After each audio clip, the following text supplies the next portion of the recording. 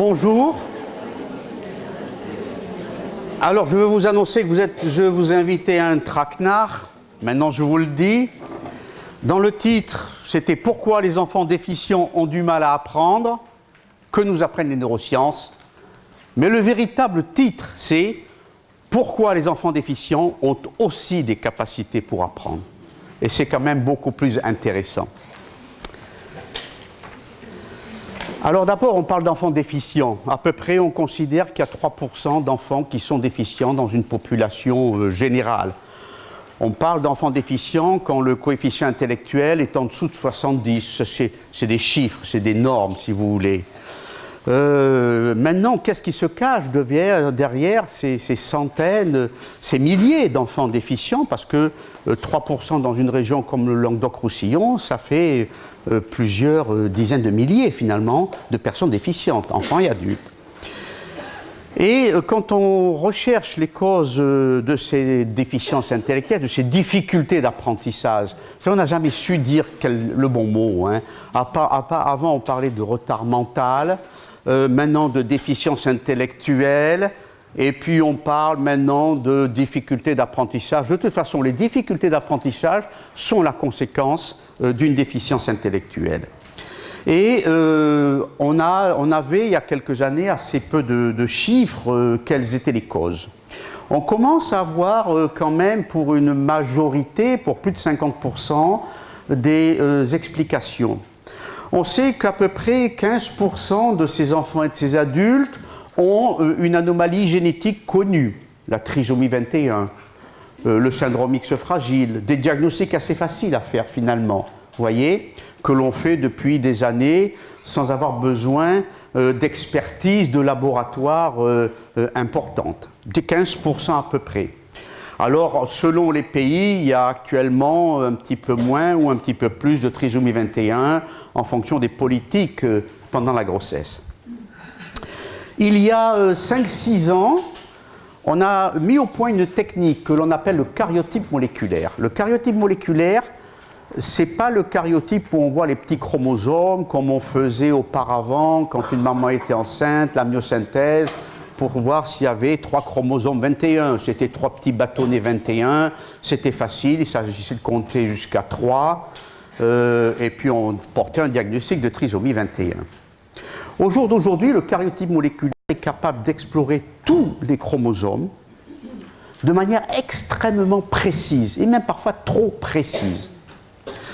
Et depuis que l'on applique ce karyotype moléculaire qui est devenu la règle d'or maintenant, on ne peut pas concevoir une personne avec une déficience intellectuelle sans avoir fait ce karyotype moléculaire, eh bien on sait que l'on a 15% d'explications chez ces patients où on va trouver une toute petite anomalie, une petite délétion ou une petite duplication qui va expliquer ces difficultés d'apprentissage. Donc vous voyez, 15% de choses que l'on connaissait bien, l'enfant trisomique, il est connu depuis pas mal d'années. Le karyotype moléculaire, qui aujourd'hui à Montpellier, hein, c'est un examen que l'on fait classiquement, facilement dans le laboratoire, apporte 15% d'explications que l'on n'était pas capable d'avoir il y a serait-ce que 5 ans. Mais les chromosomes, ce n'est pas les gènes. Les gènes, c'est enfilé un petit peu comme sur un collier. Le chromosome, l'anomalie, vous avez un morceau du collier qui disparaît avec 10, 15, 20, 30, 40 gènes. Mais les gènes, c'est comme des petites perles. Le karyotype moléculaire n'est pas capable de voir si une perle est altérée, si le gène est altéré. Et pour voir si le gène a une anomalie, s'il est muté, eh bien, il faut faire une analyse spécifique de l'ADN de ce gène. Et là, il y a une nouvelle technique qui existe, la nouvelle génération de sequencing, où on va lire tous les gènes, tous les exomes de tout qui existe chez un être humain. Je peux faire une prise de sang, toute simple, et je vais vous lire tout votre patrimoine génétique, vos 35 000 gènes vont être analysés pour voir qu'est-ce qu'ils comportent. Alors c'est une technique qui n'est pas aujourd'hui courante, en tout cas à Montpellier et en France, mais c'est une technique qui a déjà été employée aux États-Unis, en Angleterre, dans des pays ou dans les pays nordiques, où finalement cette technique a été quand même implantée plus vite, Alors elle est compliquée, elle est chère, mais elle est très probablement moins chère que dire devant un patient, c'est peut-être ce gène-là, je le teste, allez, 500 €. Ah, c'est pas le bon. Ah bien, on va tester le deuxième, peut-être, c'est pas le bon. Et on accumule des examens qui finalement ne donnent pas de résultats, alors que si on faisait ce séquençage complet, on aurait tous les gènes d'un seul coup, et là, on n'aurait finalement plus qu'à rechercher le gène qui pose problème. Vous voyez ?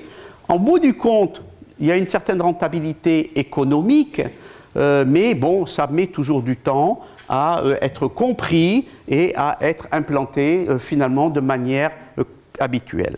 Eh bien, les données qui ont été présentées au dernier congrès il y a une semaine montrent qu'à peu près chez les personnes qui n'ont pas eu un syndrome connu, où on a fait le karyotype moléculaire, on ne sait pas ce qu'ils ont une déficience, voilà, plus ou moins là. Eh bien, quand on leur fait cette analyse de tous les gènes, on découvre à peu près 30% d'anomalies d'un gène responsable de leur déficit. Alors vous voyez, 30 plus 30, ça fait 60%. On n'est pas au bout. Il y a encore 40% qui restent inexpliqués. Dans ces 40%, il y a certainement de la génétique. Parce que quand on va faire l'étude des gènes, on ne fait pas l'étude des éléments d'ADN en dehors des gènes, parce qu'on ne les connaît pas. Mais c'est en dehors des gènes qu'existe la régulation, la mise en place. Il faut que ce gène s'exprime. Et si une anomalie existe à ce niveau-là, le gène ne va pas s'exprimer, même si il est tout à fait normal. Donc, la majorité, 60% à peu près, des déficits intellectuels, aujourd'hui, sont d'origine génétique. Il y en a d'autres, mais beaucoup moins importants. C'est la tératogène, certains médicaments, l'alcool pendant la grossesse, etc., qui peuvent aussi donner des problèmes de développement, des déficiences, mais ces causes-là sont très certainement, à notre époque, beaucoup plus rares qu'avant. Alors, il faut comprendre que quand on parle de déficience intellectuelle, ce n'est pas le cerveau en totalité qui est réduit dans ses capacités. Ça n'existe pas. Le cerveau d'un déficient intellectuel, tout est plus petit, les performances sont plus petites. Ça n'a jamais existé chez une personne avec une déficience intellectuelle. C'est un modèle qui est complètement aberrant.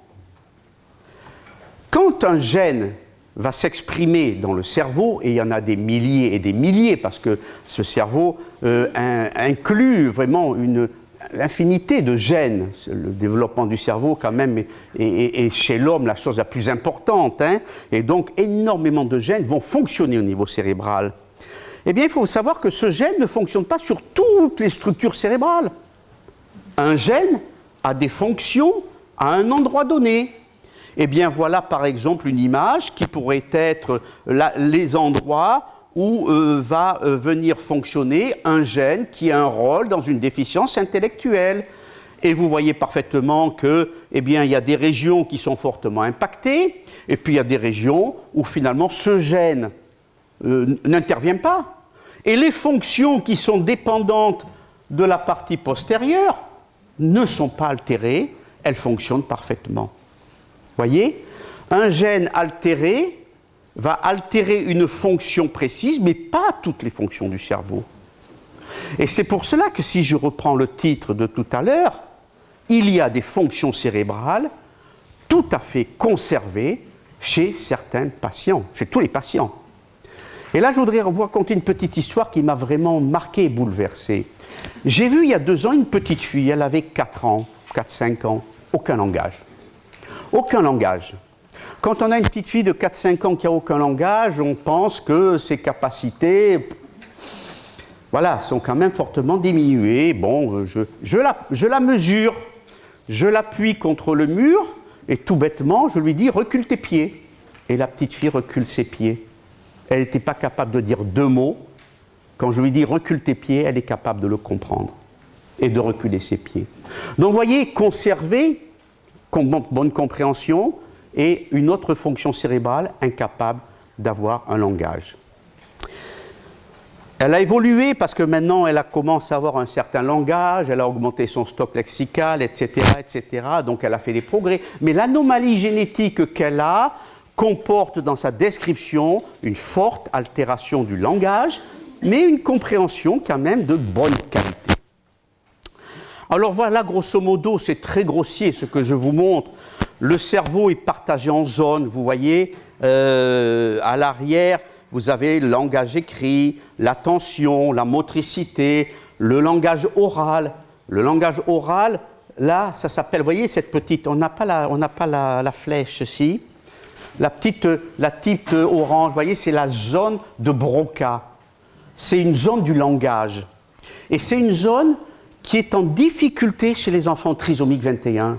C'est pour ça que certains enfants trisomiques 21, malgré une prise en charge en orthophonie bien faite sur l'hypotonie, l'articulation, voilà, ils restent quand même que dans cette zone de Broca, ça ne va pas. Ça ne va pas parce que le fait d'avoir un chromosome supplémentaire entraîne un déséquilibre des neuromédiateurs. Il y a trop d'un neuromédiateur qui s'appelle le GABA, dans cette zone que vous avez. Orange, au milieu. Vous voyez la petite zone. Et malgré les séances d'orthophonie que vous faites précocement, régulièrement, eh bien vous avez des enfants trisomiques qui, à cause de cette perturbation du GABA, dans cette région-là précisément, gardent des difficultés d'apprentissage. Donc on va à peu près, voilà les fonctions, il y en a beaucoup plus, c'est très grossier, mais bon, vous avez déjà la mémoire dont on va parler ce matin, les fonctions exécutives dont on va parler ce matin, l'orientation et tout ce qui va être visio-spatial. Alors voilà 4 petits enfants, vous les reconnaissez peut-être, un petit trisomique, souriant, sociable, un syndrome de Williams-Buren, le petit blondinet. Alors lui, il sourit, il est mignon, il sourit. Hein, il vient vous dire bonjour quand il est dans la salle d'attente, il discute avec vous, même si vous ne le connaissez pas. Un enfant syndrome X fragile qui est au milieu, il est beaucoup plus timide, voire très renfermé, voire peut-être un petit peu autiste aussi, avec beaucoup de relations sociales. Et un enfant, là, cette petite fille qui a ce nez un peu particulier, qui a une délétion du chromosome 22. 4 anomalies génétiques différentes. Eh bien, on regarde leur mémoire. Alors, dans leur mémoire, vous avez pour chacun la mémoire immédiate auditive, la mémoire, le premier carré, la mémoire immédiate visuelle et la mémoire à long terme. Alors, la mémoire immédiate auditive, quand l'enseignant parle à l'élève, quand je vous parle, vous entendez. Quand on n'entend pas, on voit. Vous voyez? Et les mémoires sont différentes. Vous allez utiliser votre mémoire auditive pour vous mémoriser ce que, j'espère, ce que je vous dis. Et les personnes qui ont des difficultés auditives vont mémoriser les gestes de manière visuelle. Et à partir de ce moment-là, eh bien, la mémoire immédiate va rentrer dans un processus que l'on va voir jusqu'à finalement engranger et pouvoir réutiliser à tout moment de notre vie ce que l'on a appris à un moment donné. Eh bien, le petit enfant trisomique, sa mémoire auditive, elle est jaune. Bon, elle est pas mal, c'est pas le top. Par contre, il va bien mémoriser ce qu'il voit, ça passe bien. Et le petit trisomique, si vous voulez bien apprendre, il faut lui montrer. Ça ira plus vite, il va mieux mémoriser. Quant à la mémoire à long terme, il a des capacités, mais elles ne sont pas au top. Le petit garçon qui a un syndrome X fragile, lui aussi a une mémoire immédiate auditive qui est de moins bonne qualité, une bonne mémoire visuelle, mais sa mémoire à long terme, elle est différente entre celle épisodique où on va vous raconter, on raconte des choses, il va s'en souvenir, et la mémoire sémantique. La délétion 22q11, c'est le contraire. Elle a une très bonne mémoire auditive. À l'école, il faut lui parler, si vous voulez qu'elle retienne. Par contre, la mémoire visuelle, elle est de moins bonne qualité. Et à long terme aussi, c'est entre les deux. Le petit enfant qui a un Williams-Buren, c'est pareil, mémoire auditive immédiate hein, il entend tout de suite, il capte bien. Ce qu'il va voir, c'est moins bien. Et la mémoire à long terme, ça c'est la mémoire à long terme, il y a tout un tas de processus, ça dépend exactement, parce que ça devient plus compliqué de ce que l'on rappelle en long terme. Il a des qualités pour certains types et moins de possibilités pour d'autres. La coordination visio-spatiale, ça va être un peu la thématique de cet après-midi. Eh bien, j'ai repris mes 4 enfants. Le petit trisomique, il se débrouille bien. Le petit syndrome X fragile, c'est moins bien. La délétion 22q11, c'est un peu moins bien, mais il y en a un qui ne marche pas du tout, c'est l'enfant qui a un syndrome de Williams-Buren. Lui, la coordination visio-spatiale, c'est sa grande difficulté. Il faut savoir que tout cela est géré par des neurones dans certaines parties du cerveau. Et si le Williams-Buren, eh bien, dans ces parties du cerveau, la fonction qui va passer par des neurones, par des neurotransmissions, elle n'est pas de bonne qualité parce qu'elle est altérée. Et elle altère la fonction visio-spatiale. Quant au trisomique, ces neurones-là fonctionnent bien. Voyez ? Et c'est important. Pourquoi ? Parce que quand on a une particularité, un domaine qui ne fonctionne pas bien, domaine, coordination visio-spatiale, il y a 2 possibilités pour aider l'enfant. Soit on contourne la difficulté. Vous avez un bouchon sur l'autoroute, vous passez par la nationale et finalement, vous avez contourné le bouchon. Première possibilité. La remédiation cognitive va beaucoup s'appuyer sur ce contournement de l'obstacle, parce qu'il y a des voies libres. La deuxième possibilité, que l'on utilise aussi, c'est la rééducation de fonctions visio-spatiales. Eh bien, voilà un dessin ici. Ce sont des enfants de 11 ans. On demande de dessiner un vélo à un enfant trisomique 21. Ok, vous pouvez avec ce vélo aller à la boulangerie acheter votre baguette. Vous y arriverez. Par contre, honnêtement, vous n'irez pas bien loin avec le vélo du petit enfant qui a un Williams-Buren. Mais on ne va pas l'abandonner, cet enfant. Voilà, un autre enfant qui a un syndrome de Williams-Buren, 9 ans et 7 mois. Il est pris en charge. Psychomotricité, orthophonie, je ne sais pas qui exactement s'en occupe, mais enfin, voilà, une personne compétente, on va dire. Eh bien, voilà, à l'âge de 12 ans et 11 mois, il a un vélo qui, ma foi, prend la tête d'un vrai vélo et qu'on pourra utiliser pour aller pas trop loin, mais on pourra faire un petit bout de chemin. Donc, vous voyez, la rééducation du handicap visio-spatial est possible, il y a bonne prise en charge, avec un effet quand même qui est très positif. Alors, ce que je vous ai dit tout à l'heure, quand un gène n'a pas de fonction dans un module cérébral, le module mémoire immédiate auditive, le module mémoire à long terme, je ne sais pas, etc., eh bien la fonction, quand il n'y a pas de fonction dans ce module, quand il n'agit pas dans ce module, eh bien, si le gène est muté, s'il est défaillant, le module va fonctionner puisqu'il n'a pas besoin de ce gène. Voyez, tout ça pour vous dire qu'il y a toujours des capacités d'apprentissage chez ces enfants. Alors sur ce cerveau, eh bien, vous avez voilà, de nouveau l'aire de Broca qui est le langage, vous avez l'aire auditive, vous avez l'aire de la compréhension du langage. On peut très bien, les enfants trisomiques comprennent, ils ont cette aire qui est bonne, ils comprennent le langage, mais dans l'expression du langage parlé, c'est cette aire où il y a un déficit, un excès de ce système GABA qui vient perturber ce fonctionnement. Donc vous voyez, rien que dans le langage, il y a des choses qui marchent bien et des choses qui peuvent moins bien fonctionner. Et ça, c'est vrai. Chaque maladie génétique a son profil, parce que chaque fois qu'un gène ne fonctionne pas bien, il a des fonctions dans certaines zones du cerveau, mais pas dans toutes. Et donc, certaines fonctions vont bien fonctionner et d'autres vont entraîner le handicap et les difficultés d'apprentissage. Alors, c'est plus compliqué que je ne vous le dis, parce qu'il y a des interactions entre toutes ces zones, si vous voulez, qui communiquent, qui parlent les unes avec les autres.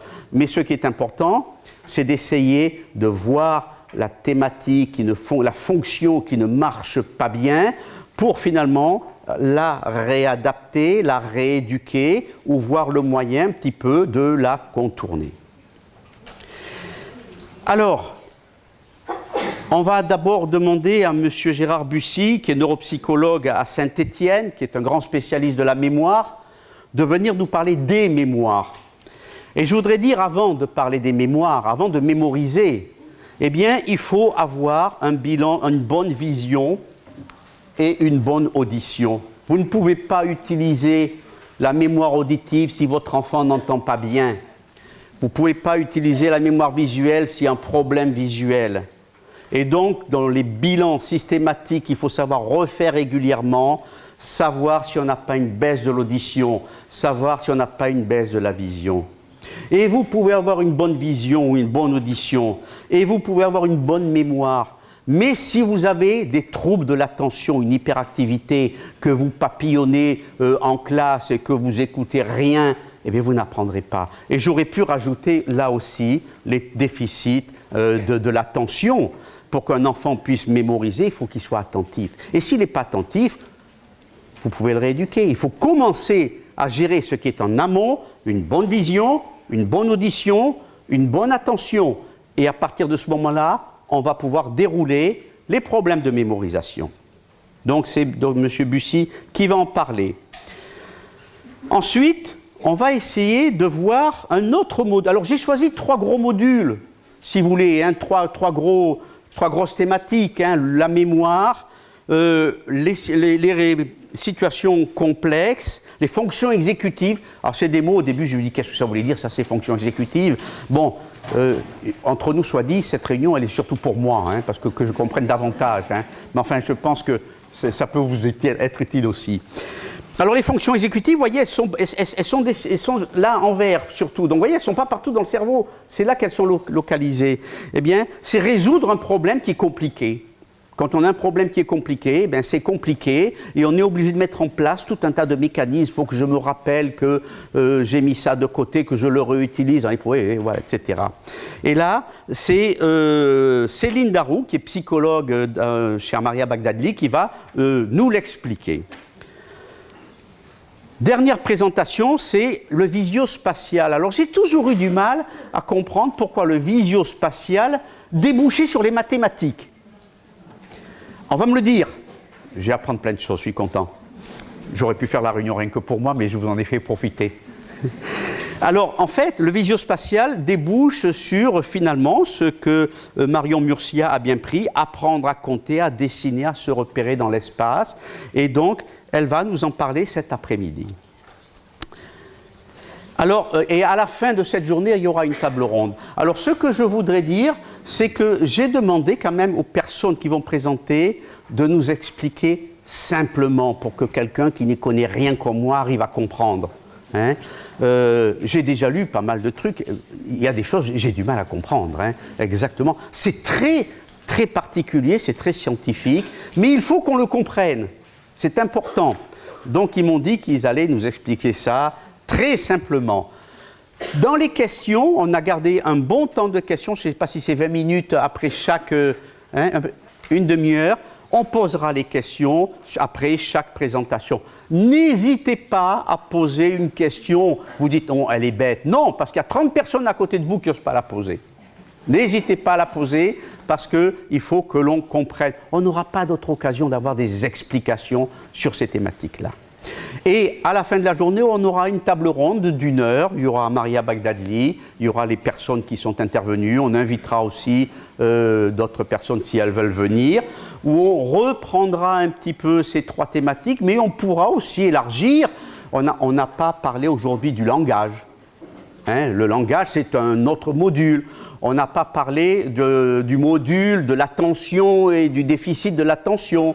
Voilà, on n'a pas tout abordé parce que voilà, déjà 3 c'est beaucoup. Hein, et puis donc on essaiera d'élargir et de répondre un petit peu aux questions que vous n'auriez pas osé poser. Voilà, écoutez, en tout cas, je remercie nos intervenants. Qui vont maintenant me remplacer et je vous remercie toutes et tous d'être là.